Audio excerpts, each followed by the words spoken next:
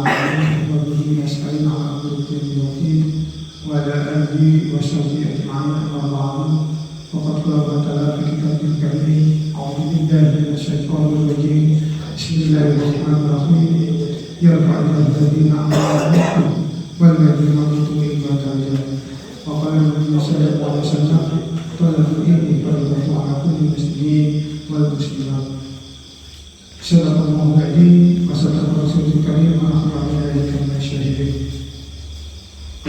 Puji syukur selalu dan selalu harus kita panjatkan kepada Allah Jalla wa'ala yang telah melimpahkan kepada kita berbagai nikmat yang notabene kalau kita itu tidak kita bisa untuk membayarnya.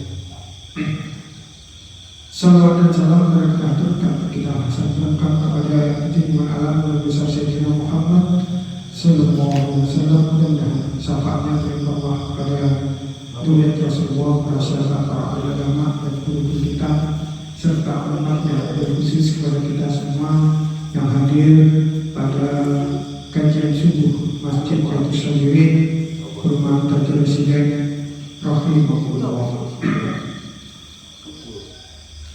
Dalam kesempatan pagi hari ini, insyaallah kita akan membahas atau diskusi terkait dengan dimensi manusia yang ada dalam Al-Quran. Kita bahas satu persatu. Kalau dalam terminologi yang umum, manusia itu al-insan, gitu ya. Jadi kita akan bahas masalah insan fil Quran. Al-Quran itu tidak hanya memandang manusia sebagai makhluk tunggal yang datar, yang flat begitu, melainkan sebagai entitas atau multidimensi yang kompleks. Seperti tempat tinggal kita itu kompleks, orangnya beda-beda, nggak sama. Kalau sama bukan kompleks namanya, mungkin. Makanya namanya kompleks. Permasalahan itu juga multi kompleks, ya, macam-macam. Jadi untuk memahami hakikat manusia atau insan, ini para mufasir mengidentifikasikan ada 6 dimensi utama yang saling berkaitan, holistik. Holistik itu menyeluruh. Kemudian pemahaman ini penting agar kita sebagai seorang muslim ya, dapat menyeimbangkan kehidupan antara kehidupan kita di dunia dan nanti di akhirat atau ukhrawi. Tentunya juga harus menyeimbangkan antara hablum minallah dan hablum minannas. Jadi dengan kita mengetahui ini, insya Allah kita akan bisa menyeimbangkan antara hubungan Allah dengan kita atau hubungan kita dengan Allah atau antara hubungan sama manusia, termasuk juga hubungan kita dengan Tuhan. Baik, masyarakat muslimin rahimahullah, bersama-sama kita berarti di sini ada hadir pengurus PKN kita, Bapak Ibu, Pak Haji, juga jemaah sekalian yang tercatat. Kemudian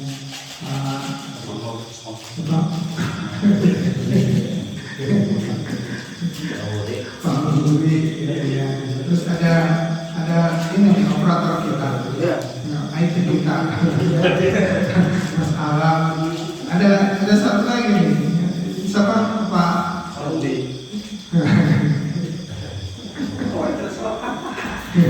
Satria Pertama. Terus ada si siapa Fakri apa? Fakri ada Mas Fakri. Baik, Bapak dan jemaah rahimahullah.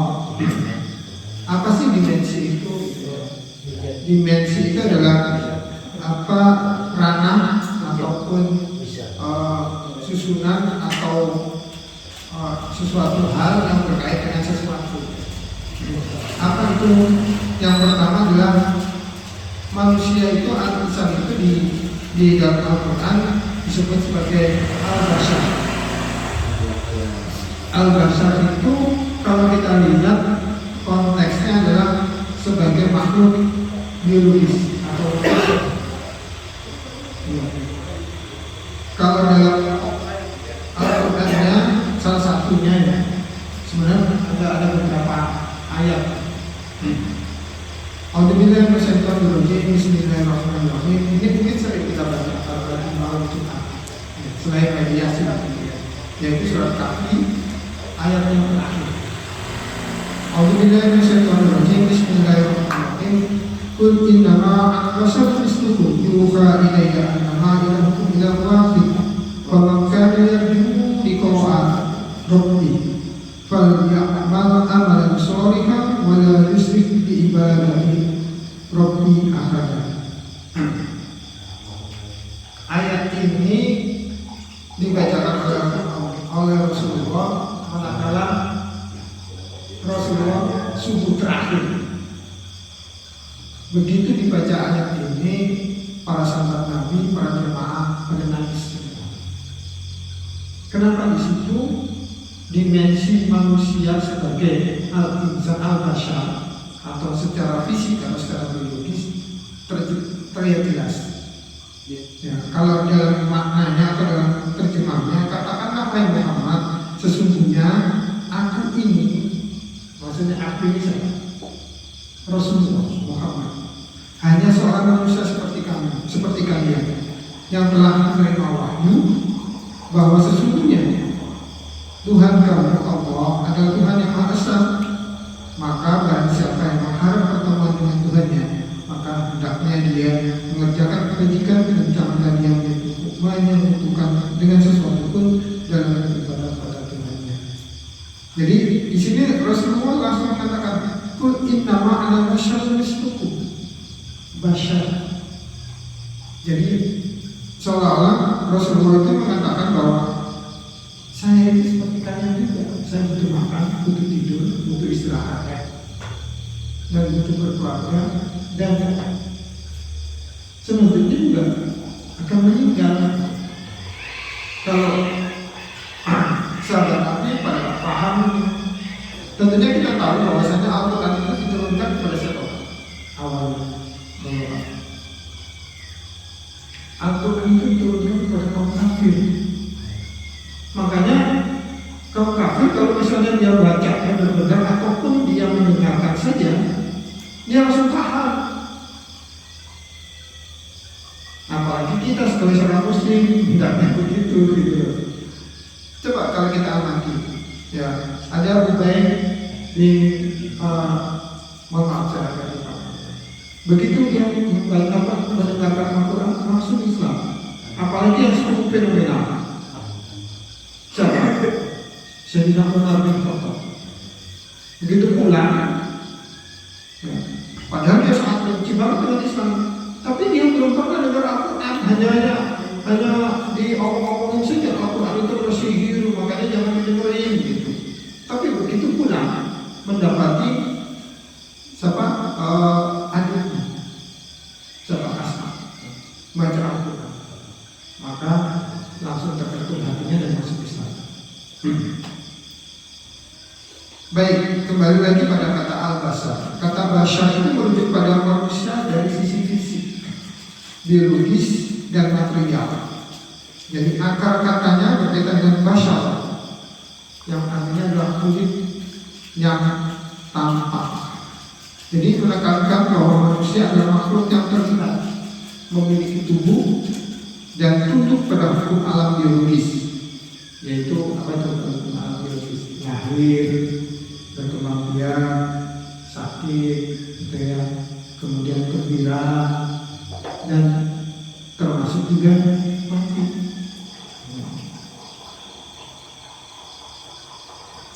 Ini al-bashar. Kalau dalam Al-Quran, al-bashar itu kata-kata al-bashar itu disebut 36 kali dalam Al-Quran. Ini ada Quran surat Al-Imran ayat 47, termasuk dalamnya tadi yang kita baca, yaitu Quran surat Al-Kahfi ayat 110. Kemudian kalau kita lihat pandangan mufasir tentang al-basyar ini, ada 3. Saya sengaja ambil 3 mufasir sebagai rujukan supaya ini mewakili. Imam Ibnu Katsir dalam tafsirnya dalam Al-Quran surat Kahfi, beliau menjelaskan bahwa penyebutan basyar bertujuan untuk menegaskan bahwa Nabi Muhammad SAW adalah manusia utusan Allah yang memiliki kebutuhan biologis sama seperti kita, layaknya manusia yang lain, sehingga tidak layak disembah. Ini menekankan aspek kesetaraan fisik antar manusia. Jadi Imam Ibnu Katsir ini menyatakan bahwa Nabi Muhammad itu tidak sama dengan kita. Hanya bedanya beliau menjelaskan ada masalah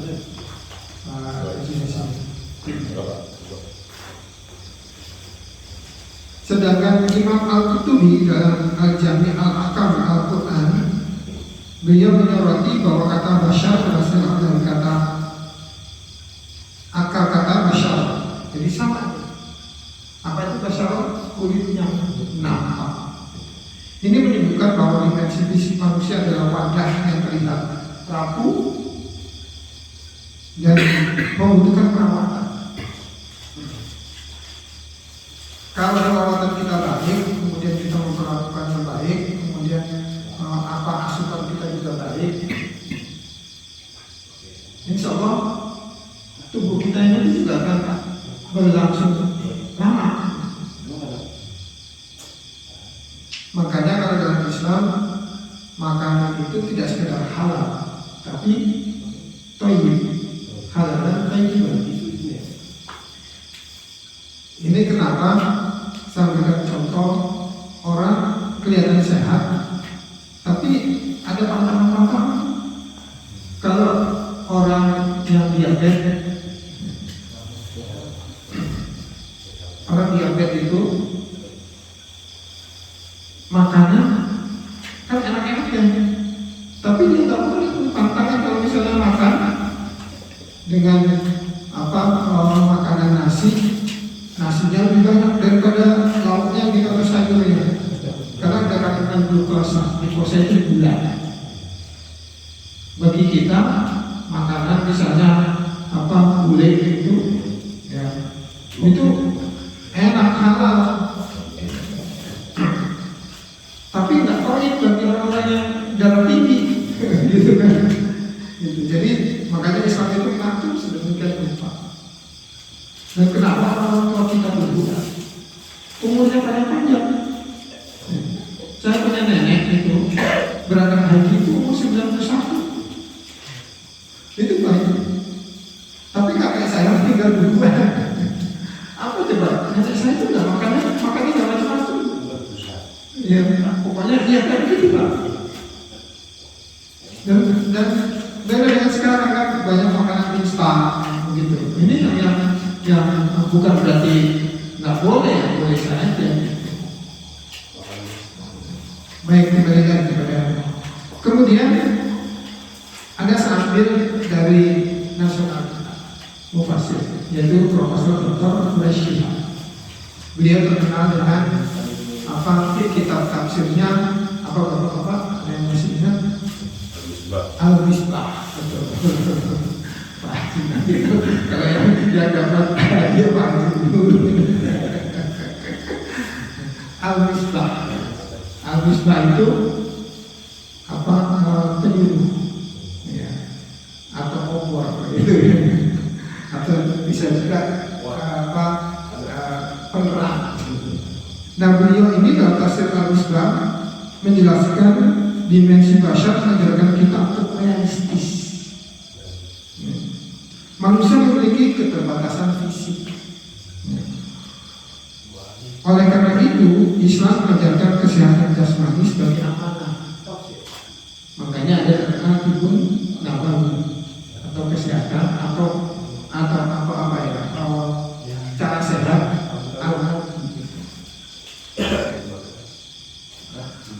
dimensi ini mengingatkan kita bahwa manusia adalah bagian dari alam yang menyeluruh, yang tunduk pada hukum sebab akibat biologis, gitu Pak. Jadi kalau kita istilahnya begini, ya, kalau kita kerja diforsir capek, gitu ya, harus istirahat. Kalau nggak istirahat nanti bisa berakibat pada kondisi tubuh kita. Apalagi kalau malam-malam, kalau misalnya Pak Jaka ada motor pakai jaket, gitu, perutnya tipis, ya udah itu implikasinya apa? Ya angin, tertempa angin ya badan kita ya. Kata orang masuk angin gitu ya. Masuk angin itu ada satu tuh di Indonesia, sampai obatnya pun ada. Tolak angin gitu. Kalau di luar negeri nama masuk angin nggak ada lagi. Nggak ada itu. Dan ada yang unik tuh kalau di orang kita itu. Ini kaitannya dengan bahasa. Kalau masuk angin, kalau di barat nggak ada istilah kerokan gitu. Kalau di kita dikerokin udah sehat. Mereka sampai heran gitu, kok bisa gitu dikerokin bisa ada kerokan gitu. Bahasa muslimin rahimahullah. Jadi implikasi praktisnya adalah ini kita disuruh untuk menjaga kesehatan baik itu jasmani kita, ya. Dengan apa nih? Dengan olahraga, makan makanan yang gizinya berimbang, kayak yang ini apa nih? Namanya apa nih? Kue talam, ya. Nah, ini pewarnanya ini sebenarnya ada pewarna kue, gitu kan? Nggak boleh itu pewarna pakaian. Bisa kita keracunan gitu. Kayak apa? MBG keracunan. Itu karena sebenarnya dari makanan juga gitu kan. Masyarakat muslimin, selamat datang Pak Ketua. Implikasi praktisnya adalah bahwa kita manusia harus menerima fisik kita tanpa mengeluh, gitu. Maksudnya tanpa mengeluh berlebihan, gitu. Gak boleh Pak Budi segini lihat Pak Joko tinggi gede gitu, saya segini gitu. Jangan Pak Budi gitu ya. Ini. Kemudian yang kedua, dimensi atau an-nafs, dimensi rohani atau psikologis. Ya. Kalau dalam Al-Quran ini Rasulullah SAW menyampaikan tentang firman Allah dalam Quran surat Al-Isra ayat 80. A'udzubillahi minasyaitonir rajim. Bismillahirrahmanirrahim. Yas'alunaka 'anil ruh. Qul ruh min amri rabbi wa ma utitum minal ilmi al-qadir. Jadi dan mereka bertanya kepada Nabi Muhammad tentang ruh. Katakanlah, ruh itu termasuk urusan Tuhanku, sedangkan kamu diberi pengetahuan yang sedikit. Jadi kalau kita mau nanya tentang ruh itu, yang memang bisa ada juga ilmunya. Hanya saja pengetahuan kita hanya sedikit saja. Itu masalah itu tidak ada yang mengatakan bahwa kita itu tergantung dari mood tubuh kita, pikiran kita, kan gitu ya. Bahkan ada yang mengatakan innallaha ya'lamu bi afdhi dalam Al-Quran. Ya. Allah itu bagaimana prasangka hambanya. Ini terkait dengan tubuh. Dimensi ini berkaitan dengan nyawa, jiwa, hati, dan potensi spiritual manusia. Ini dimensi ruh itu seperti itu. Jadi terkait dengan nyawa kita. Kalau ditanya nyawa itu apa? Ya nyawa. Ada yang bisa mendefinisikan nyawa. Ya nyawa itu nyawa. Ya. Zat yang ditiupkan oleh Allah manakala umur kita berapa Pak? Ada yang tahu? 120 hari ditiupkan oleh ibu kita. Jadi sebelum itu kita hanya segumpal darah, kemudian segumpal daging, baru kemudian ditiupkan. Jadi 40 hari pertama segumpal darah, 40 hari kedua segumpal daging, 40 hari ketiga setelah itu menjadi cikal bakal bayi, maka ditiupkan ruh oleh Allah atau nyawa kita. Jadi dimensi ini berkaitan dengan nyawa, jiwa, hati, dan potensi spiritual manusia. Bahkan sampai ada sekarang, kalau dulu dikenal mempelajari kecerdasan itu hanya kecerdasan otak, ya, atau IQ. Kemudian ada berkembang lagi kecerdasan emosi, jadi emotional quotient. Kemudian ada lagi berkembang spiritual quotient. Makanya ada ESQ, ya, emosi spiritual quotient.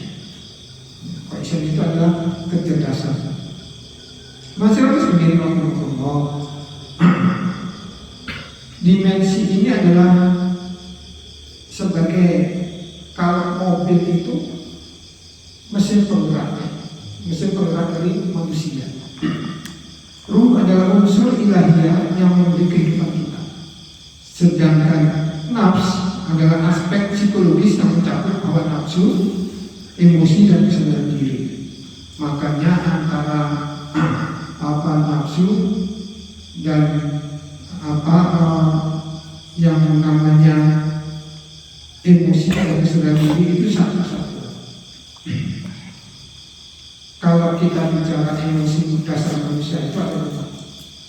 Kalau dalam psikologi, ya, emosi senang, emosi sayang, emosi sedih, emosi takut, dan emosi marah.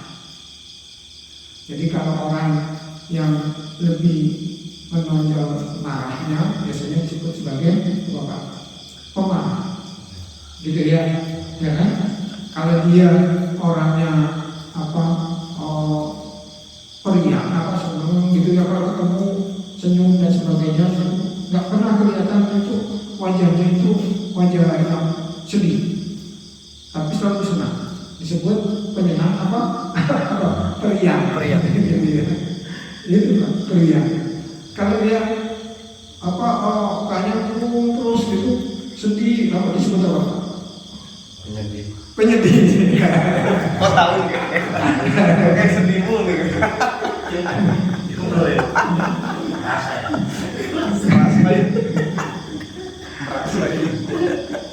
Nah, kalau statistik ayatnya, kata ruh ini dalam Al-Quran disebut 21 kali. Jadi kalau Al-Quran tadi berapa kali Pak?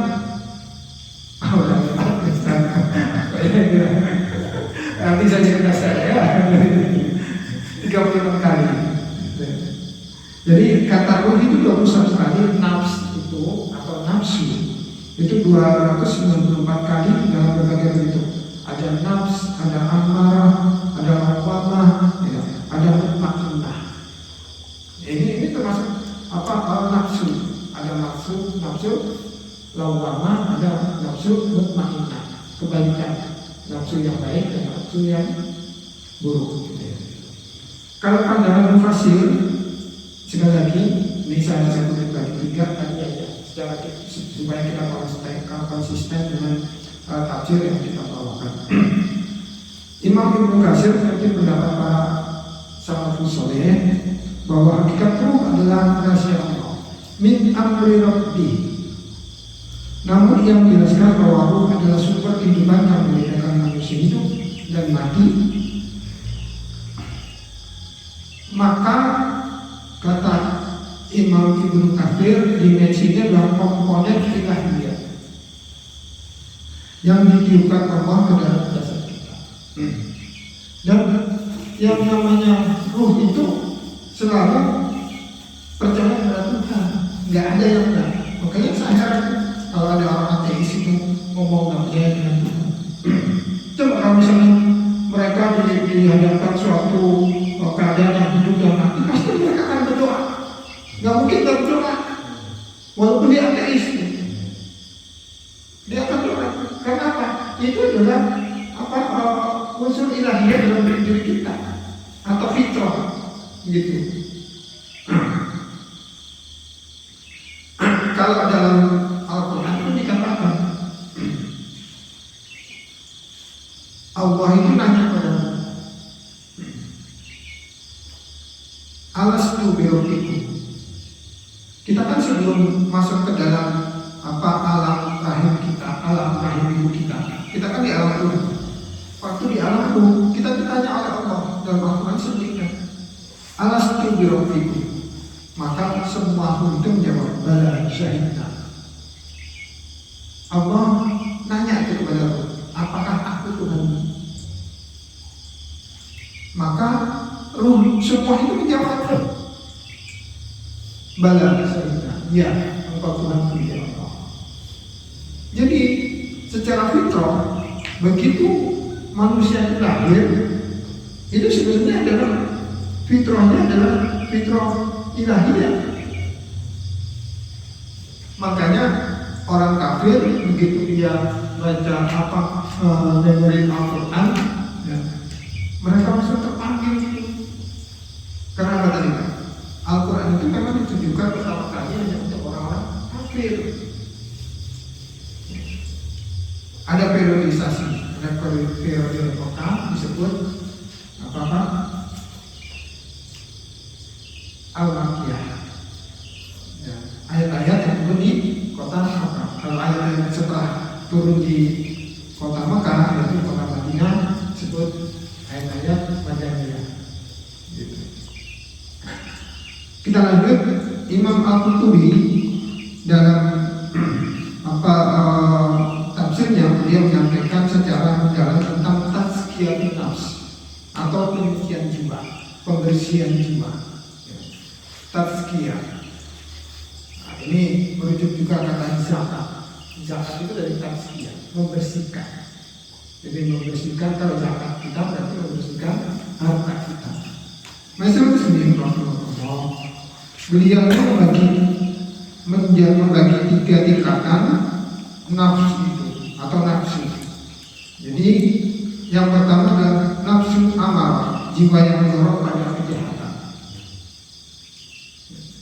Kemudian nafsu al-lawwamah, jiwa yang menyesal diri, dan nafsu mutmainnah, jiwa yang tenang. Bagi Imam Al-Qurtubi, dimensi psikologis adalah arena perjuangan atau kalau dibilang itu jihad akbar kita sebagai seorang mukmin. Inilah dimensi itu. Dimensi aku atau nafsu. Profesor Dr. Quraish menekankan bahwa ruh adalah dimensi transenden yang membuat manusia mampu berkomunikasi dengan Allah melalui doa dan ibadah. Makanya Bapak dan jamaah sekalian, manusia itu, ruh itu butuh ketenangan. Manakala kita sholat tahajud, ya, kemudian kita berdoa, khusyuk, kita seolah tenang begitu. Makanya kata Rasulullah, manakala kita gelisah, manakala kita pokoknya kita sebabnya nggak enak hati gitu ya, Pak, nggak enak atau gimana, ambil wudhu. Kalau wudhu masih belum saja kena sholat. Sebenarnya sih dari wudhu baca Quran dulu, baca Quran. Karena ada wudhu dia kita dengan Allah dari Al-Quran. Kemudian kalau masih belum tenang juga sholat. Begitu urutannya. Dan pada saat sujud terakhir, limpahkanlah semua gelisah kita kepada Allah melalui sujud itu. Sampai benar-benar pokoknya yang membuat gelisah saya itu apa? Insya Allah itu akan tenang. Jadi Profesor Quraish ini menjelaskan bahwa ketidakseimbangan dimensi rohani akan menyebabkan kegelisahan eksistensial. diri kita atau krisis eksistensi. Ya kan gitu ya. Ada yang kalau kelihatan sehat gitu, tapi jalan-jalan ketawa sendiri gitu. Kalau sekarang banyak gitu ya. Kalau dulu itu enggak. Kenapa? Ternyata dia pakai apa? Handsfree gitu ya. Enggak ketawa dia lagi telepon. Ternyata bercanda sama temennya. Jangan sampai salah nanti.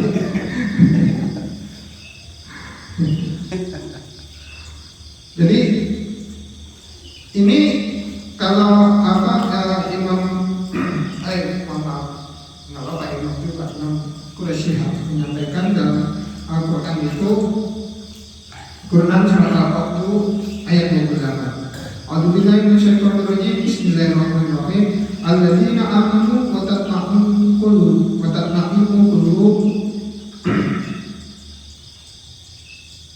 bidzikrillah. Ala bidzikrillah tatma'innul qulub. Jadi alladzina amanu wa tatma'innu qulubuhum bidzikrillah. Ila bidzikrillah tatma'innul qulub. Yaitu orang-orang yang beriman dan hati mereka menjadi tentram dengan mengingat Allah. Maka ingatlah, hanya dengan mengingat Allah hati berubah. Ini Quran yang bicara, bukan saya, bukan Rasulullah, tapi Al-Quran yang bicara, Allah yang bicara. Dengan demikian, implikasi praktisnya adalah melatih kesabaran dan mengendalikan emosi kita. Ini yang harus kita lakukan. Kemudian secara rutin melakukan muhasabah diri atau evaluasi diri dan taubat. Menjaga hati dari penyakit iri, dengki, dan sombong serta penyakit-penyakit hati yang lain. Bapak dan Ibu sekalian, kalau kita sholat tahajud itu kan ada 8 rakaat ya, supaya kita tahu gitu ya tentang rukun atau urutannya tertibnya gitu, supaya hati kita tenang sekali. Pertama 2 rakaat itu kita niatnya adalah sholat taubat, gitu kan? Iya.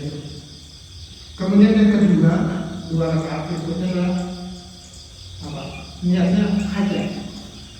Yang ketiga dan keempat atau rakaat ke-5 dan 6 ke-8 itu adalah sholat tahajud kita. Jadi sebelum kita tahajud itu kita taubat dulu kepada Allah. Setelah taubat kita minta sama Allah, ajak kita. Begitu. Jadi tuntunannya seperti itu. Makanya kalau ada orang ditanya pernah nggak sholat taubat? Belum pernah. Tapi sholat tahajud pernah. Bahkan sering gitu ya. Nah itu jangan sampai begitu gitu. Ya. Masyaallah muslimin rahimahullah. Itu adalah dimensi nafs atau ruh al-ruh. Kemudian dimensi ketiga adalah dimensi intelektual atau akal dan ulul albab. Dalam Al-Quran surat Yunus ayat 100 Allah SWT berfirman, A'udzubillahi minasyaitonirrajim. Bismillahirrahmanirrahim. Wa ma kana li nafsin an tu'mina illa bi'idzanillah. Jadi wa ma kana li nafsin an tu'mina illa bi'idzanillah. Waj'al rajsha 'alal ladzina la yaqilun. Dan tidak seorang pun akan beriman kecuali dengan izin Allah. Dan Allah menimpakan azab kepada orang-orang yang tidak mengerti. Maksudnya orang-orang yang tidak mengetahui. Dimensi ini berkaitan dengan kemampuan kita berpikir, kemampuan kita menalar, kemampuan kita membedakan antara yang benar dan yang salah, yang al-haq dan batil. Dan dimensi yang menekankan kita kemampuan untuk mengambil hikmah. Hikmah itu apa sih Pak? Hikmah itu kebijaksanaan atau ilmu, bisa juga begitu.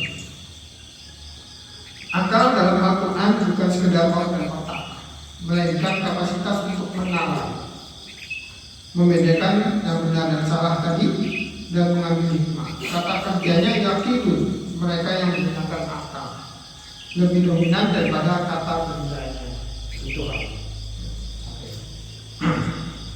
Jadi kata-kata yakinun takinun itu ada 49 kali dalam ayat Allah.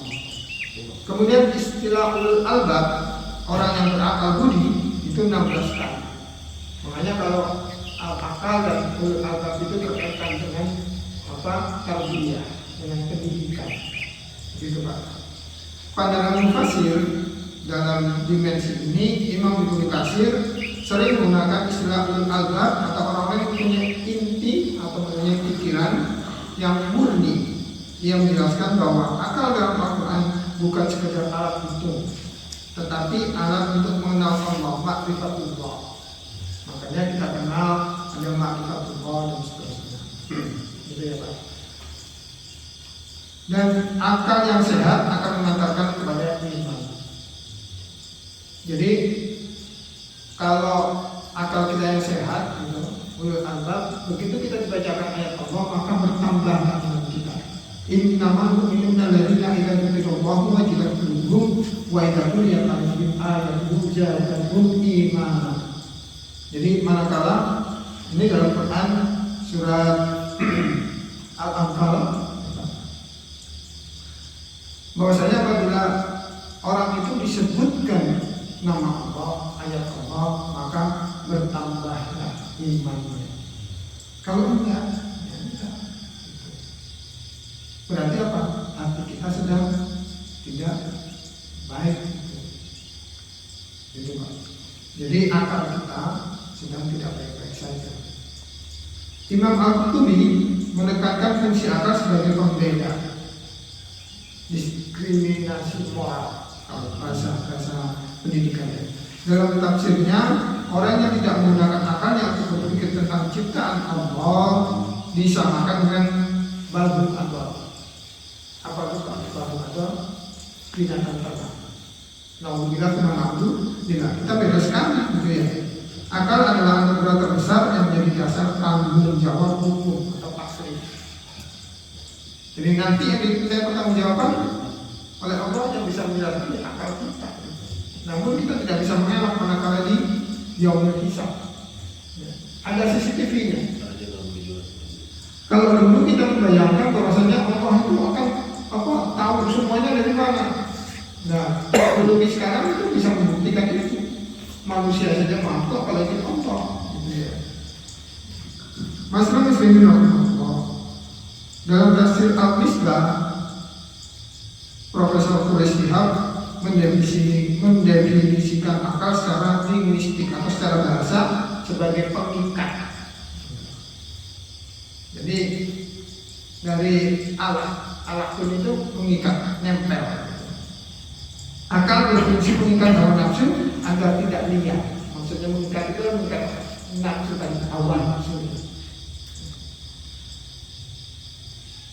Jadi beliau menekankan bahwa Islam adalah agama yang rasional, tidak ada perintah yang bertentangan dengan akal sehat. Coba Bapak perhatikan. Dalam Islam nggak ada Pak yang nggak bisa dicerna dengan akal. Semua bisa. Contohnya ibadah kurban. Kalau awalnya, coba kalau misalnya awalnya itu Nabi Ismail disembelih begitu, setiap tahun umat Islam punya boleh anak. Bagaimana kalau dia nggak punya anak, anaknya orang lain? Nah, karena Islam itu adalah agama yang rasional, Allah ganti dengan kambing yang terbaik. Dan kambing yang terbaik, kata Rasulullah apa? Harganya adalah seharga 1 dinar. 1 dinar emas kalau sekarang itu berapa? 2,44 gram. Kalau sekarang harga emas murni ya kan 3 juta. Enggak ada 3, kemarin itu di BSI itu ada sekitar 3,5. Jadi kalau 2 gram saja udah 7 juta. 0,4-nya berarti 40% dari 3 juta berapa? 1.200.000 berarti 8.200.000. Otomatis itu adalah kambing yang terbaik gitu. Jadi kalau kita ngikutin Rasulullah itu harga kambing yang 1 dinar gitu. Ya Pak Haji ya. Jadi bismillah kalau tahun depan berarti kambingnya jadi Makanya kalau saya lebih cenderung kalau jadi 7 bisa jadikan sapi gitu. Di samping baginya lebih gampang dan nggak banyak orang yang pantangan tadi ya. Pantangan berarti halal tapi nggak toyib gitu. Kalau makan daging kambing, tapi kalau daging sapi semua bisa gitu. Kecuali kalau yang berlebihan, kalau berlebihan itu juga nggak baik dalam Islam kita. Masalah Bismillahirrahmanirrahim. Implikasi praktisnya dalam kehidupan kita sehari-hari ini apa nih? Jadi wajib menuntut ilmu sepanjang hayat. Ya. Kalau dalam qaul ulama itu sampaikan tuntubul ilma minal mahdi ilal lahdi. Tuntutlah ilmu dari mulai buaya sampai kelihatan. Jadi sehari kita sebelum meninggal atau sehari kita sebelum kiamat, sepanjang masih ada pengajian, misalnya kita tahu nih besok kiamat gitu. Hari ini masih Baitul Sodiri ada pengajian di kuliah subuh tetap harus ikut Pak gitu. Gitu. Sebelum ruh atau nyawa meninggalkan kita, itu wajib tuh. Jadi sepanjang hayat itu begitu. Jadi kalau dalam konteksnya adalah dalam konteks pendidikan adalah tarbiyah madrasah. Jadi pendidikan sepanjang hidup. Jadi kemudian yang kedua, ya, menuntut kita untuk menggunakan sains dan teknologi dalam kemaslahatan umat. Sekarang tidak ya Pak. Ya. Teknologi ini pakai apa? Ada pinjol, ada terus apa? Mengemuk. Bukan ini teknologi nih. Ada game online, ya. Ada apalagi judol. Modalnya saja nggak kecil itu Pak. Judol itu kalau dari siapa? Yang Ustaz yang mualaf yang Chinese yang datang itu yang masih muda. Ya, Ustaz Chinese Lim, ya. Dia dulu itu termasuk yang punya judol dan modalnya nggak sedikit Pak, sekitar 8 miliar. Beliau dari Thailand. Makanya beliau tahu betul kalau misalnya mau berantas judol itu gampang dan bisa. Tapi kenapa nggak hilang-hilang di Indonesia? Kenapa? Ada setorannya yang menerima, ya karena memang tadi nafsu uang, ya yang lebih besar daripada nafsu bermainah, maka dia sepakat supaya nggak hilang. Ya sudah, setoran lancar, aplikasinya jadi bagus. Sebenarnya gini Pak, yang notabene katanya kalau berkaitan dengan YouTube nggak bisa dia kominfo, tapi begitu ada apa yang disampaikan oleh Profesor Dr. Amin Rais terkait dengan tanda kutip dengan GPT di istana, itu langsung bisa take down, dihilangin semua tuh dari YouTube. Ngomongnya kalau dari YouTube nggak bisa dia, tapi begitu yang bertentangan atau berkaitan dengan itu, kok bisa gitu? Berarti judul bisa dong gitu kan? Gitu loh. Asal ada kemauan itu. Dan makanya kalau ada Ustaz Andi Hidayat nyampein, kalau pemimpin yang bertakwa, insya Allah Indonesia akan berada tuntai batu warna bahwa Bapak ini setiap keluarga dapat 20 juta sebulan. Bisa sampai kerja gitu Pak. Gitu. Kemudian kita lanjut. Masalah ini luar biasa. Jadi nanti kita selesai kajian kita sarapan bareng. Ini lupa kita sendoknya. Enggak apa-apa. Ini sudah siap. Kanan nanti kita. Jadi ini uniknya Pak. Bukan uniknya, memang hasil pengobrolan. Kalau kita makan pakai tangan itu mudah dicerna.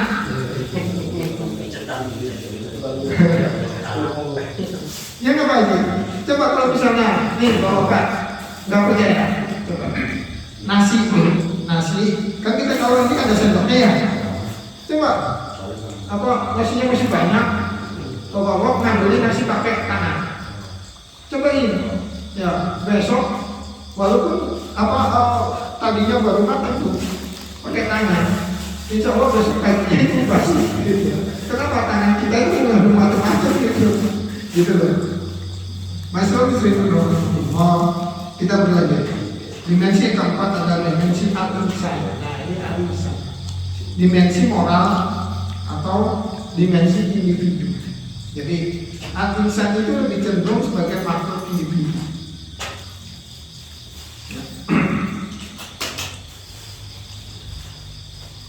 Dalam Quran ayat 30 surat Al-Baqarah, Allah menyampaikan, A'udzubillahi minasyaitonir rajim. Bismillahirrahmanirrahim. Wa idza qala rabbuka lil malaikati inni ja'ilun fil ardi khalifah. Qalu ataj'alu fiha man yufsidu fiha wa yasfiku dima'. Wa nahnu nusabbihu bihamdika wa nuqaddisu lak. Qala inni a'lamu ma la ta'lamun. Yang artinya adalah, dan ingatlah ketika Tuhanmu berfirman kepada para malaikat, aku hendak menjadikan khalifah di muka bumi. Mereka berkata, apakah engkau hendak menjadikan orang yang rusak dan menumpahkan darah di sana, sedangkan kami bertasbih memujimu. Maksudnya malaikat ini begitu Pak, soalnya komplain. Kami selalu bertasbih kepadamu ya Allah dan meninggikan namamu. Allah berfirman, sungguh aku mengetahui apa yang kamu mengetahui.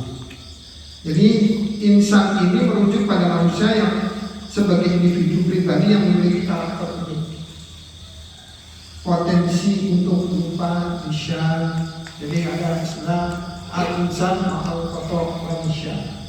Jadi manusia itu tempatnya apa dan lupa, atau lupa dan apa. Bisa itu lupa, ya. Kotor itu apa atau kesalahan. Dan di samping nisan, kalau dalam rujukannya ini adalah ada kelembutan atau unis. Ini adalah dimensi tanggung jawab pribadi di hadapan Allah Subhanahu wa Ta'ala. Dan dimensi ini berkaitan dengan peran manusia sebagai makhluk sosial. Jun politikon kalau dalam bahasa akademiknya ya, atau dalam bahasa pendidikannya, dan wakil Allah di muka bumi atau sebagai khalifah. Jadi kita itu masing-masing khalifah di muka bumi. Walaupun malaikat itu bertasbih mensucikan nama kita, nama Allah gitu ya, tapi Allah menciptakan manusia sebagai khalifah. Kalau dalam Al-Quran kata al-insan ini disebut 65 kali. Kemudian kalau pandangan para mufassir, Imam Ibnu Katsir menafsirkan ayat khalifah bahwa manusia diciptakan untuk memakmurkan bumi dan menegakkan keadilan. Makanya dalam Islam itu dikatakan Islam turun itu apa arsalnaka rahmatan alamin. Islam itu turunkan untuk memberikan rahmat kepada alam semesta. Nah, kita sebagai khalifahnya bisa menjaga itu. Jadi bukan lagi menghapuskan. Kalau ditanyain di APBN nggak ada itu kata batu bara di mana gitu, nggak ada kan penerimaan batu bara di APBN, emas yang sebegitu dalam gitu ya. Saya pernah diceritain Pak, ada masjid terbesar yang berada di bawah permukaan bumi, itu di mana Pak? Di Freeport, betul. Itu luas banget karena jamaahnya bisa ribuan Pak. Karyawan itu kan yang di bawah itu ribuan. Iya, jadi kalau soal jamaah selalu penuh. Karena di sana benar-benar dihormati gitu. Begitu waktu sholat berhenti mereka istirahat. Masih bahwasanya memang manusia diciptakan untuk melakukan bumi dan menegakkan keadilan. Dimensi sosial manusia diuji melalui interaksi dengan sesama. Abdul minanas. Jadi keberhasilan manusia dinilai dari bagaimana ia memperlakukan orang lain, terutama kaum lemah. Khairun nas anfa'uhum linnas. Sebaik-baik manusia adalah yang bisa memberikan kemanfaatan bagi manusia yang lain. Sedangkan Imam Al-Qurtubi menyampaikan sangat menekankan aspek muamalah.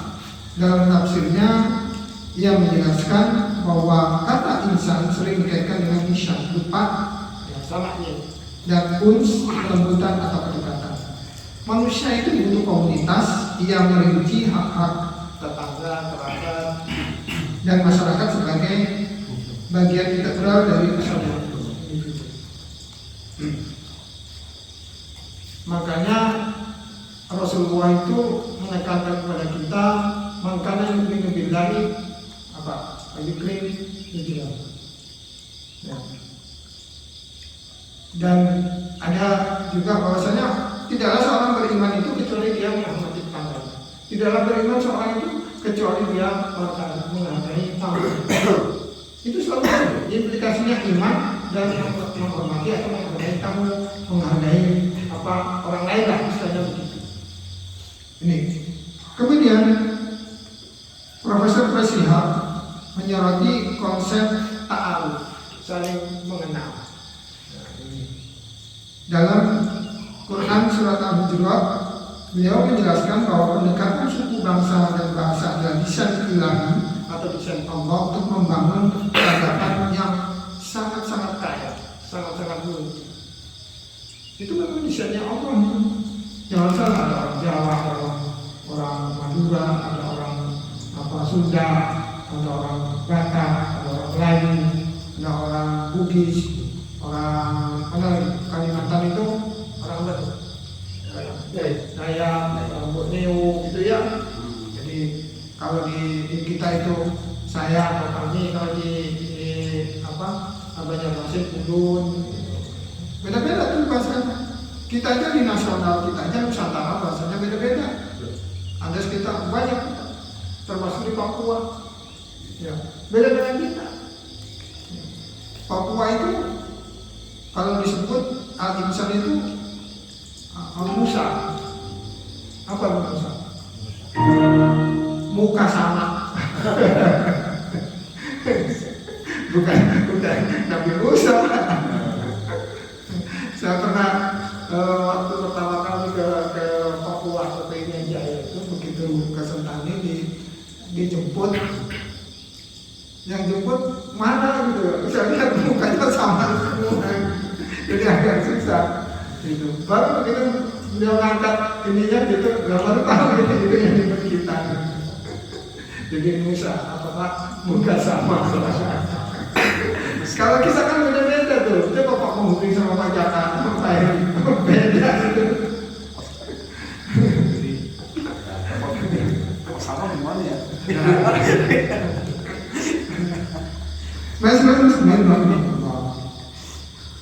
Jadi dimensi sosial manusia harus diarahkan pada konsep ta'awun. Makanya ada konsep ta'awun ini bertakwa. Jadi kalau kerjasama itu harus pada hal-hal yang baik. Jadi dan menuju kepada keimanan. Jadi wala ta'awunu 'alal birri wa ta'awunu 'alal birri wa taqwa wa la ta'awunu 'alal ismi wal 'udwan. Janganlah kamu bekerjasama dalam hal kejelekan, dalam hal kebodohan, nggak boleh. Gitu. Yang namanya ta'awun itu harus yang baik. Dan konsepnya harus rahmatan lil alamin. Ini Profesor Presihab yang saya begitu. Jadi implikasi praktisnya adalah supaya kita itu membangun integritas pribadi, yaitu jujur, amanah. Kalau Rasulullah namanya sidik, tabligh, aman, apa. Gitu ya Pak ya. Ada 4. Kemudian mengingat Allah agar tidak lupa akan tujuan hidup kita. Tujuan kita ada apa? Wa ma khalaqtul jinna wal insa illa liya'budun. Tidaklah diciptakan jin dan manusia kecuali hanya untuk beribadah kepada Allah. Begitu Pak. Kemudian tentunya harus memperbaiki akhlak harian kita dalam bersikap, bertingkah laku, bertindak. Ini yang kelima, dimensi sosial atau politik. Nah, Ini ayatnya pasti kita hafal. An-Nas. Qul a'udzu birabbin nas. Apa tulisannya Pak? Ya, Malikin nas, Ilahin nas. Pokoknya kata An-Nas ini secara harfiah berarti apa? Manusia. Dalam bentuk apa? Dalam bentuk jamak dan kolektif. Jadi makhluk sosial. Jadi Al-Quran itu lengkap Pak. Jika insan lebih menekankan pada individu, tapi kalau An-Nas menekankan pada potensi akalnya, kalau insan itu menekankan pada individu dan akalnya, tapi kalau An-Nas lebih menekankan pada manusia sebagai komunitas, sebagai massa, sebagai apa ya? Kalau di sini entitas sosial yang saling berinteraksi. Hablum minan nas. Kata ini sering digunakan ketika Allah berbicara tentang hubungan antar kelompok, ya, penyebaran dakwah atau fenomena sosial.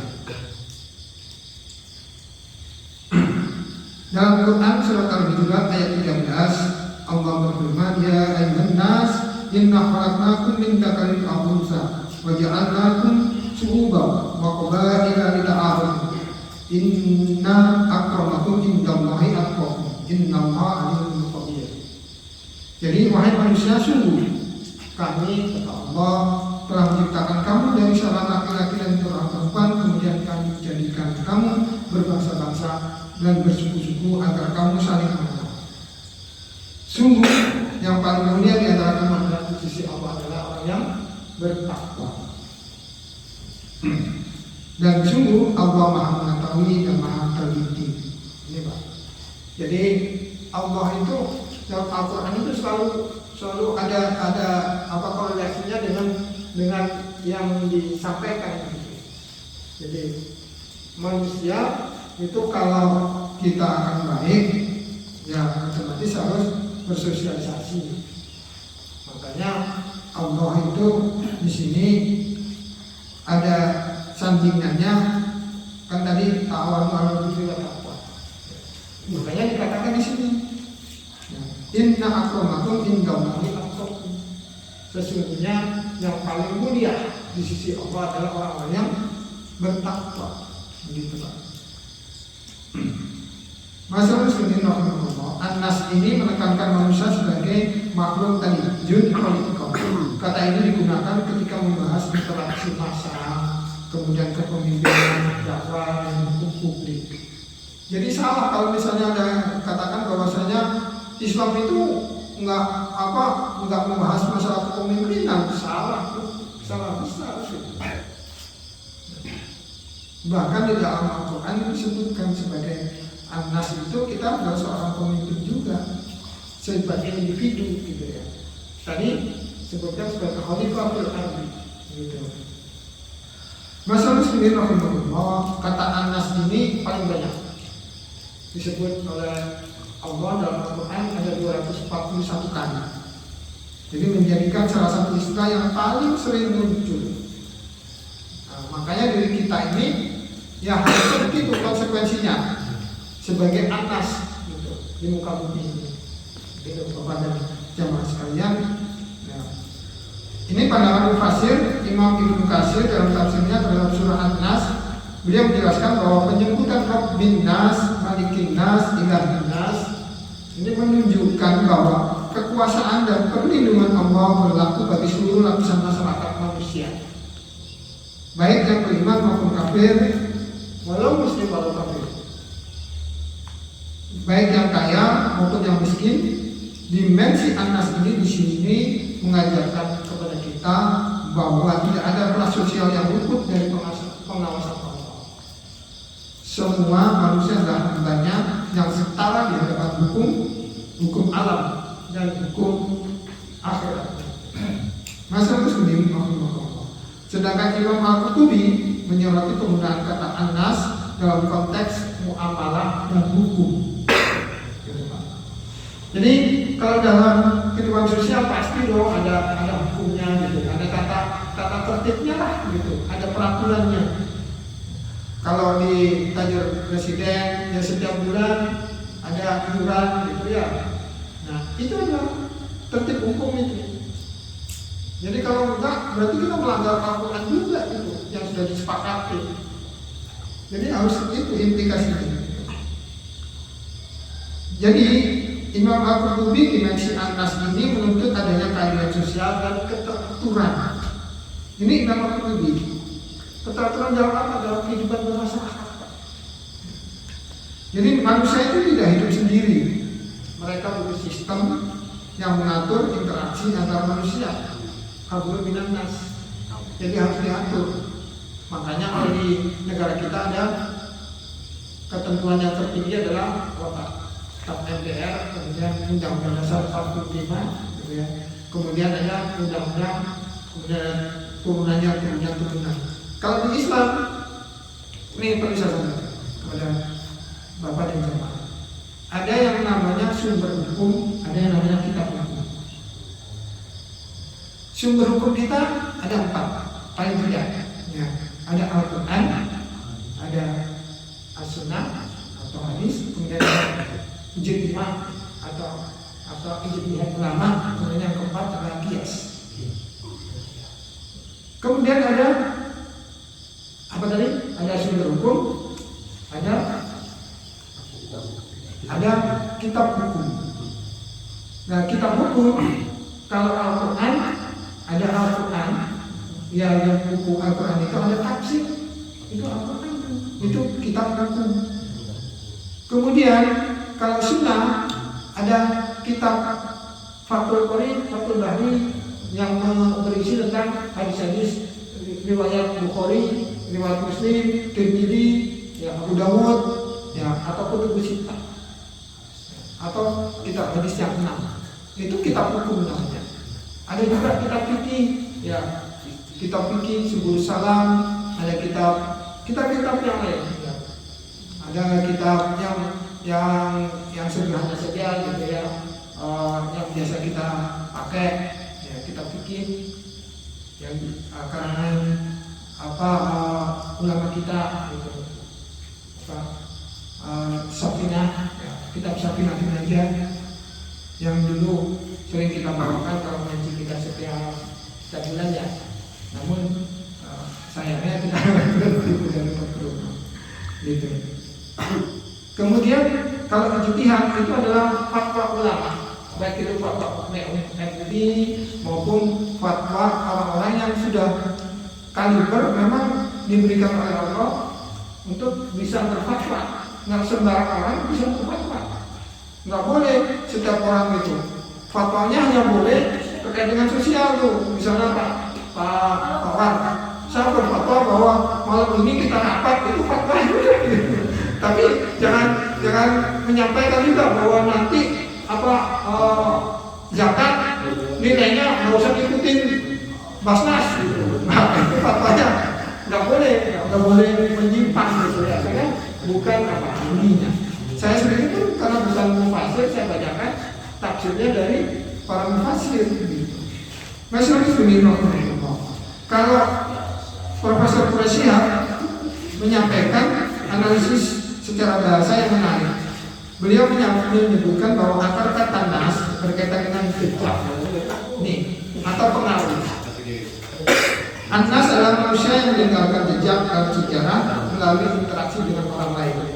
Jadi kalau kita gini Pak, meninggalkan jejak, jejak sih maksudnya gini. Kalau kita ini misalnya komunikasi atau bertemu dengan Pak Jaka itu murah senyum. Nah, otomatis kan kita tahu tuh jejaknya, gitu kan. Kalau Pak Heri itu berwibawa, wah, itu udah tuh, gitu. Itu jejaknya gitu. Kalau Pak Wartomo itu orangnya mengayomi gitu. supaya jadi ketua terus.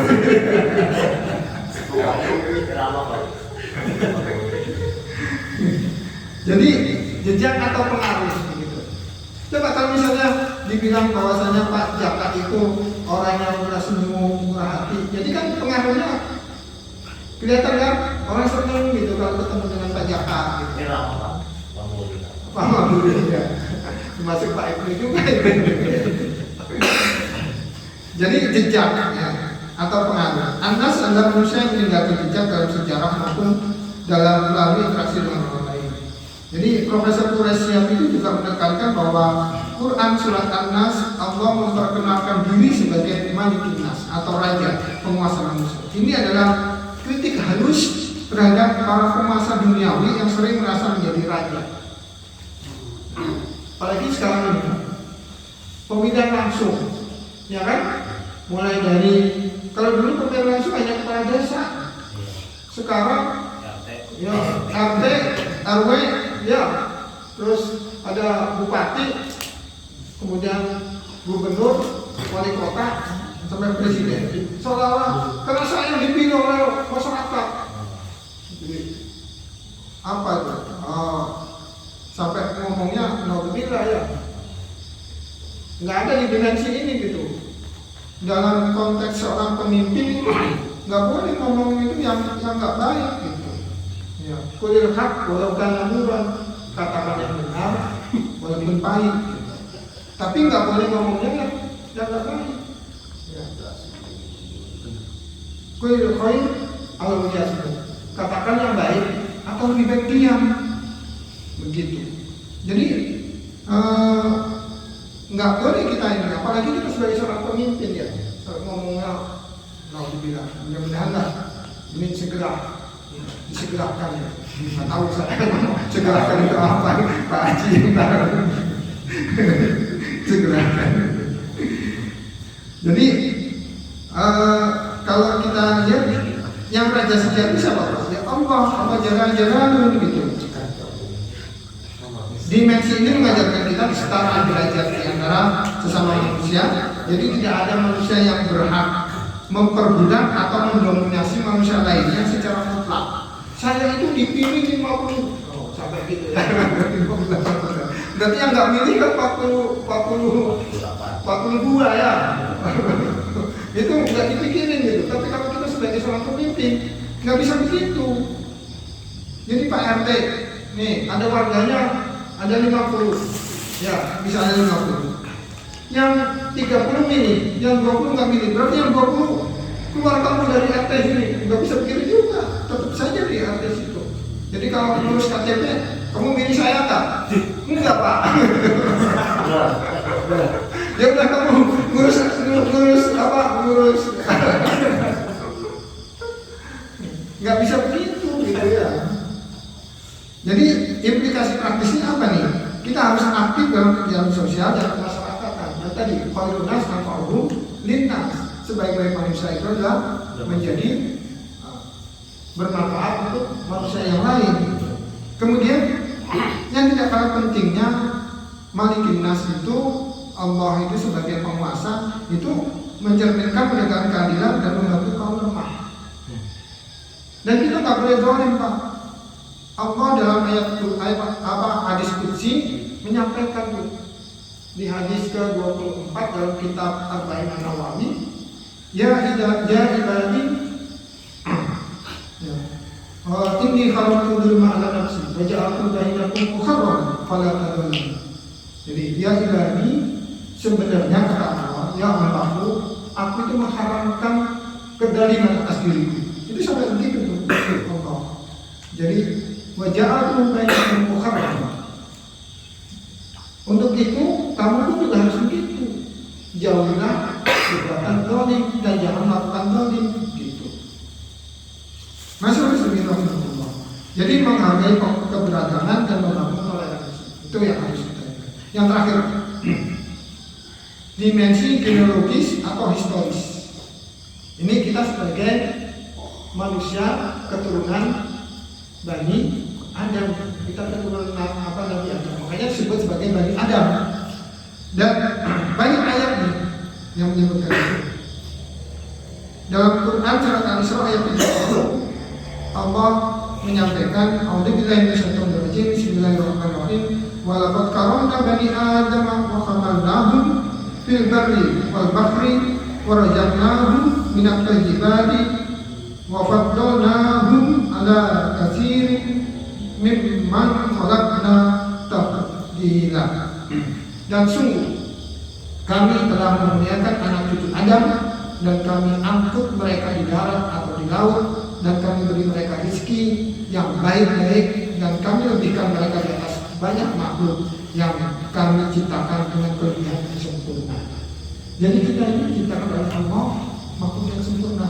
Kenapa kita diciptakan sebagai Bani Adam? Karena kita dimuliakan oleh Allah. Coba bayangkan, Pak. Begitu penciptaan Nabi Adam, sampai malaikat komplain kan?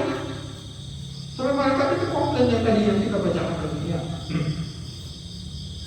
Bahwasanya kami ini selalu bertasbih, selalu bersujud menyebut namamu, menyucikan namamu ya Allah. Kenapa kau menciptakan makhluk yang notabene nanti berbuat saling menumpahkan darah atau berperang gitu. Nah, ini menunjukkan kemuliaan kita. Bani Adam itu berarti keturunan Nabi Adam kita. Dimensi ini menyadarkan manusia akan asal-usul tunggal, persaudaraan universal dan kemuliaan spesies manusia di mata Allah. Jadi, walaupun orang Papua yang tadi katanya Musa, gitu ya, tetap saudara kita dan mereka mulia. Tapi lebih mulia lagi, inna akramakum indallahi atqakum gitu. Walaupun orang bule ya citrum, walaupun ngomong begitu pengaruh dunia, tetap dia nggak mulia di mata Allah sepanjang dia bukan muslim. Gitu. Bisa jadi mulia di mata manusia, tapi tidak mulia di mata Allah. Ini nggak banyak Pak ayatnya, hanya 7 ayat. Jadi kemuliaan kenapa hanya 7 ayat? Karena kemuliaan itu harus diperjuangkan dengan betul-betul. Jadi nggak bisa langsung nongol sendiri gitu. Pandangan Mufassir Imam Ibnu Katsir dalam tafsirnya Quran Al-A'raf menjelaskan bahwa penyebutan Bani Adam bertujuan untuk mengingatkan manusia akan musuh bebuyutan mereka, yaitu apa? Iblis. Ya kan? Sebelumnya kita ini disuruh Pak. Ya. Dan saya kasih bocoran Pak. Bocorannya jangan diinginkan lagi bocoran. Bahwa kita akan kembali lagi ke surga gitu. Karena kita memang asal-usul kita di surga, dan Allah akan memanggil kita kembali lagi ke surga gitu. Dan kita berbahagia kita sebagai seorang Islam Pak. Ya. Semua ibadah kita dinilai oleh Allah, bahkan niat kita aja sudah dicatat sama malaikat. Walaupun kita nggak jadi niatan baik gitu. Misalnya, nih Pak Ibnu tadinya mau ikut pengajian, tiba-tiba udah niat udah ini, tiba-tiba nggak jadi, udah catat 1 itu Pak. Kalau hadir dicatat 3, ya niatnya sudah jadi, ya hadirnya itu catat 1, yang kedua, yang ketiga adalah karena menjalankan sunnah. Ya Pak, thalabul ilmi fardhu ala kulli muslimin. Menuntut ilmu adalah kewajiban. Kalau menjalankan tadi itu Pak sunnah tadi, itu dapat pahala juga. Gitu. Apalagi nanti mengamalkan apa yang didapat dalam pengajian. Masyaallah muslimin rahimahullah. Jadi Ibnu Katsir ini mengingatkan manusia akan musuh-musuh kita adalah iblis. Karena iblis itu bersumpah untuk menyesatkan anak Adam. Makanya nanti yang tadi itu Pak, memang Allah sudah gariskan iblis nanti di neraka, bisa di surga. Terutama adalah orang yang beriman dan bertakwa kepada Allah. Jadi perlu mengajarkan kewaspadaan spiritual bahwa setiap manusia lahir dengan potensi untuk digoda. Ini Pak. Jadi kita ini untuk digoda Pak. Ya, begitu keluar digoda. Apa? Ada gadis cantik lewat.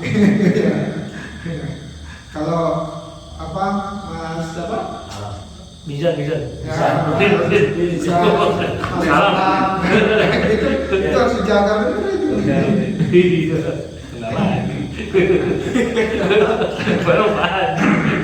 Imam Al-Qurtubi menafsirkan Quran surat Al-Isra ayat 70 Walaqad karramna bani Adam.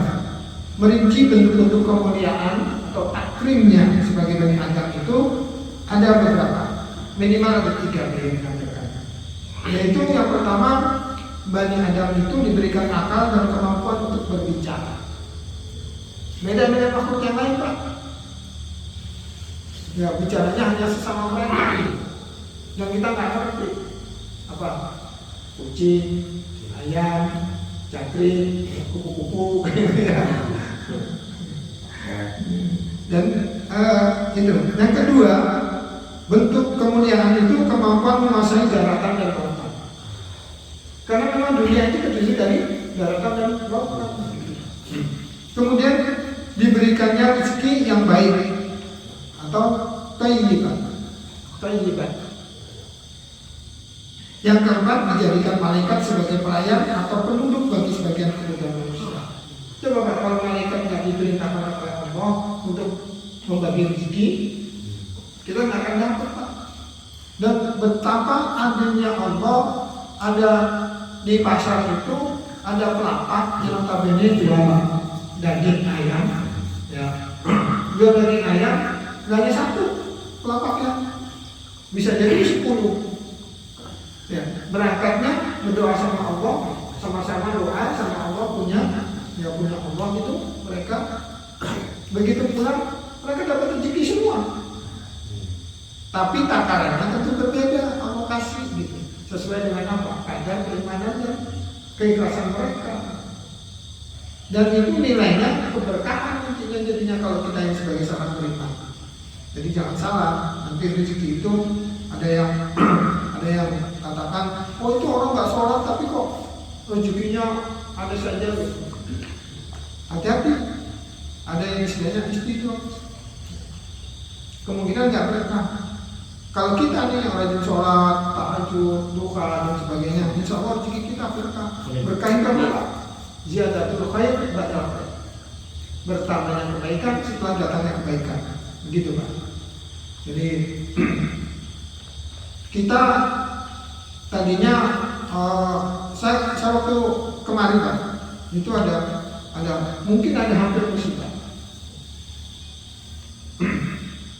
Motor dari sana, udah yang depan ini udah mulai keren. Ternyata yang di belakang ini ngeremnya agak itu Pak. Jadi motornya begitu. Saya sampai, oh, insya Allah nggak apa-apa. Bener Pak? Nggak jadi jatuh. Itu adalah rezeki juga Pak. Iya nggak? Kalau misalnya dia jatuh masuk rumah sakit, kemudian perlu biaya nggak? Perlu. Mungkin 100-200 ribu kalau misalnya lalu kalian lecet doang gitu. Ya. Sementara tadinya mungkin si pemotor kalau misalnya masuk rumah sakit berpikir, oh kok Allah nggak adil nih, masih si A itu dia nggak sholat kok dikasih 200-100 ribu. Sementara saya yang sholat kok enggak. Ternyata Allah hindarkan itu dari kecelakaan tadi. Nilainya bisa jadi 200 ribu, 500 ribu kalau dia masuk rumah sakit. Gitu loh. Jadi berkah ziyadatul khair ba'dal khair itu adalah manakala kita berangkat, kita sehat nih, begitu nyampe sehat lagi. Walaupun kita tadi mau jatuh, mau kecelakaan, ternyata nggak jadi gitu. Jadi jangan dilihatnya hanya secara material fisiknya saja. Yang namanya rezeki itu tidak hanya bentuk fisik. Jadi termasuk kesehatan. Jadi Imam Al-Qurtubi ini dimensi Bani Adam adalah bukti kasih sayang Allah yang tidak diberikan kepada makhluk lain. Ya, kalau dalam Al-Quran surat Al-Fatihah selalu kita baca setiap hari, ya, dimulai dengan Bismillahirrahmanirrahim. Ya. Ismi itu dengan nama Allah, ismu Allah. Ya. Kalau kita nanti kajian tentang Bismillahirrahmanirrahim sampai Fatihah itu. Dan ada Rahman, ada Rahim. Rahman itu kasih sayang Allah kepada semua makhluk. Tapi Rahim itu kasih sayang Allah hanya kepada hamba-hamba yang beriman, kepada kita semua ini gitu. Termasuk umat Islam. Jadi yang non Islam gitu, ya tentunya nggak dapat rahmatnya Allah, hanya dapat apa? Rahmatnya Allah. Jadi rahmatnya Allah itu yang diberikan pada semua makhluk. Makanya jangan kita ngiri gitu. Kita dapat spesial. Pak, saya ini berdoa, kok Allah masih belum, insya Allah nanti pasti dikabul oleh Allah. Belum kepada kita, mungkin anak kita, belum pada anak kita, mungkin cucu kita. Gitu, kita yakin saja. Atau nanti di akhirat Allah akan balas dengan kebaikan yang berlimpah. Kemudian yang terakhir, Profesor Shihab dalam tafsir Al-Misbahnya menekankan aspek persaudaraan universal, persaudaraan yang menyeluruh. Dengan menyebut semua manusia sebagai Bani Adam, maka Al-Quran menghapus sekat-sekat ras, suku dan status sosial. Maka kita tidak boleh membedakan tadi Pak, yang Musa, itu saudara kita juga. Janganlah manusia itu mengatakan lebih mulia karena darah biru. Ada turunan Nira, ya turunan Raden, gitu. Ya kayak gitu, nggak boleh. Karena kita adalah keturunan satu, yaitu keturunan Nabi Adam alaihi salam. Jadi inilah dasar dari hak asasi manusia dalam Islam. Jadi semua manusia setara di hadapan hukum dan kemanusiaan. Jadi ini ada juga bahwasanya Rasulullah dalam riwayat Ahmad dan Tirmidzi menyampaikan kullukum banu Adam wa Adam kullukum min turab. Kalian semuanya adalah anak-anak Adam dan Adam diciptakan oleh Allah dari tanah. Jadi tanahnya tentu sama, ya.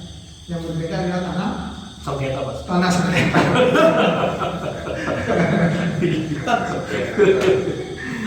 Nah, implikasi praktisnya sebagai Bani Adam itu, ya, kita harus menghilangkan rasa superioritas. Ya, superioritas apa? Superioritas rasial atau kesukuan. Nggak boleh itu kita. Wah, orang Jawa mah lebih baik daripada orang Sunda. Orang Sunda lebih baik daripada orang. Nggak boleh juga. Kemudian kita harus merasa bersaudara dengan seluruh umat manusia. Dan yang ketiga, kita harus bersyukur atas kemuliaan yang diberikan oleh Allah SWT kepada kita sebagai makhluk keturunan Bani Adam. Demikian yang dapat kami sampaikan. Kurang lebihnya mohon maaf sekiranya benar datangnya dari Allah, yang salah datangnya dari keturunan yang salah pribadi, mohon dimaafkan untuk kemaafan dan seterusnya. Mudah-mudahan Allah selalu menjaga hati dan kolom kita untuk istiqomah menuntut ilmu Allah SWT. Akhirul kalam, wallahu muwaffiq. Assalamualaikum warahmatullahi wabarakatuh. Waalaikumsalam warahmatullahi wabarakatuh. Kita akhiri dengan hamdalah dan barakat al-Qudus. Alhamdulillah. Subhanallahumma wa bihamdika asyhadu an la ilaha illa anta astaghfiruka wa atubu ilaik. Jangan lupa kita tutup dengan dua sholat rakaat. Boleh niatnya subuh, niatnya duha awal, boleh yang pahalanya setara dengan pahala haji dan umrah. Demikian, silakan.